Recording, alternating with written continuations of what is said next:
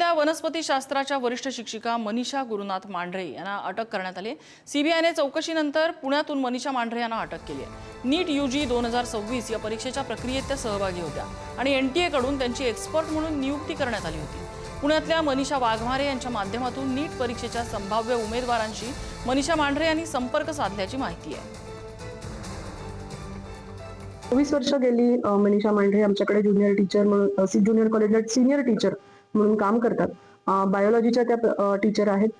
नीट च्या परीक्षेच्या संदर्भात माझ्याकडे जी माहिती आहे त्याप्रमाणे एनटीए आणि ह्या गोपनीयतेच्या नियमांप्रमाणे काम करतात आणि त्यांचं 5-6 वर्ष झाली त्या एनटीए बरोबर असोसिएटेड आहेत आणि क्लॉज ऑफ कॉन्फिडेन्शियलिटी प्रमाणे डायरेक्ट एनटीए आणि टीचर असं कम्युनिकेशन असतं। त्यामुळे आम्हाला त्या कुठे जातात पेपर सेटिंगला किंवा काय त्यांची प्रोसेस आहे याबद्दलची कल्पना ॲज अ कॉलेज म्हणून आम्हाला नक्कीच नाही। दरम्यान नीटचा पेपर नेमका कसा फुटला, विद्यार्थ्यांपर्यंत तो कसा पोहोचवला गेला याबाबत डॉक्टर दीपक पाटील यांनी धक्कादायक माहिती दिली। त्यांच्याशी संवाद साधलाय आमचे प्रतिनिधी सचिन जिरे यांनी। नमस्कार, माझं नाव दीपक पाटील। मी सध्या सायन हॉस्पिटल येथे द्वितीय वर्षाचा MBBSचा विद्यार्थी आहे। तर आम्ही विद्यार्थ्यांना मार्गदर्शन करतो। मग त्या मार्गदर्शनादरम्यान आमच्या टीमचं असं ठरलं की आपण पण पेपर द्यायला पाहिजे जेणेकरून आपल्याला जो पेपर पॅटर्न आहे तो समजून घेता येईल। मग त्या संदर्भामध्ये मी पेपरचा फॉर्म भरला आणि 3 मेला पेपरसाठी गेलो। माझं सेंटर होतं ते लातूरमध्ये ट्युशन एरियामध्ये राजस्थानी मारवाडी हे स्कूल होतं। मग पेपरच्या दरम्यानमध्ये मी पेपरच्या अगोदर आणि पेपरच्या नंतर विद्यार्थ्यांशी संवाद साधला की म्हणजे पेपरचा पॅटर्न कसा आला आहे, पेपर संपल्याच्या नंतर की तुम्हाला म्हणजे फिजिक्सचं लेवल कसं आहे, बायोलॉजीतून म्हणजे NCERTच्या बाहेरचा क्वेश्चन आले की NCERTच्या मधलेच क्वेश्चन्स आहेत। त्याच्यानंतर 2025च्या कंपेअरमध्ये 2026चा पेपर कसा आहे या सगळ्या संदर्भामध्ये आम्ही डिस्कशन केलो। मग त्या एका विद्यार्थ्याशी बोलल्यानंतर तो विद्यार्थी मला बोलला की सेंटरच्या बाहेर आलेला म्हणजे एक्झाम 2 ते 5 टाईममध्ये असते आणि 5 वाजता बाहेर आलेल्या 5 वाजून 5 मिनिटाला तो विद्यार्थी मला बोलला की सर माझ्याजवळ तर ऑलरेडी हा पेपर होता।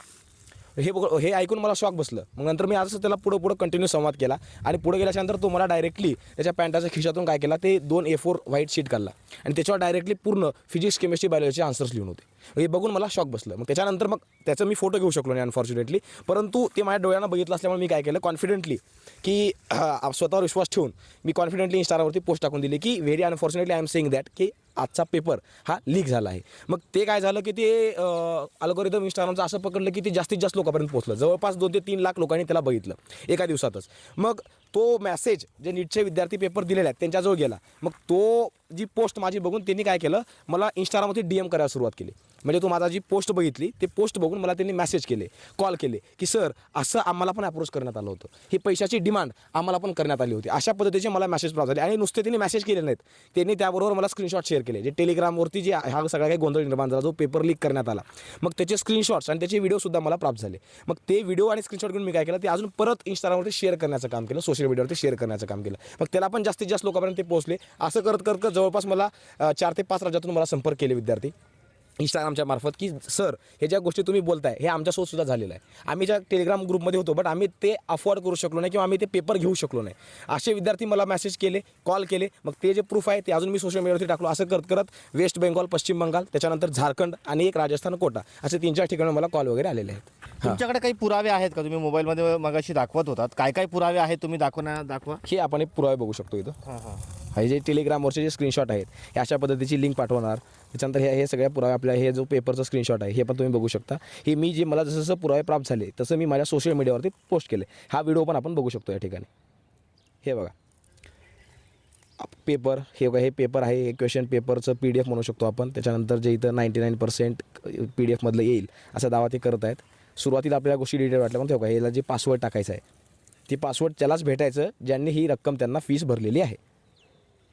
अशा पद्धतीनं मी जे स्क्रीनशॉट्स आणि जे व्हिडिओ मला सोशल मीडियाच्या मार्फत भेटले या सगळ्या गोष्टी आपण इंस्टाग्रामवरती पोस्ट केल्या आणि ते जास्तीत जास्त लोकांपर्यंत पोहोचल्यामुळे अजून जास्तीत जास्त लोकांकडून आपल्याला ती मेसेज वगैरे प्राप्त झाले। हे पेपर टाकल्याच्या पासवर्ड टाकल्याच्यानंतर हा जो पेपर आहे आपण बघू शकतो। इथेंबू दशाच तसं 100% पेपर हाच पेपर नीटमध्ये आपण 26 बघितलेला आहे।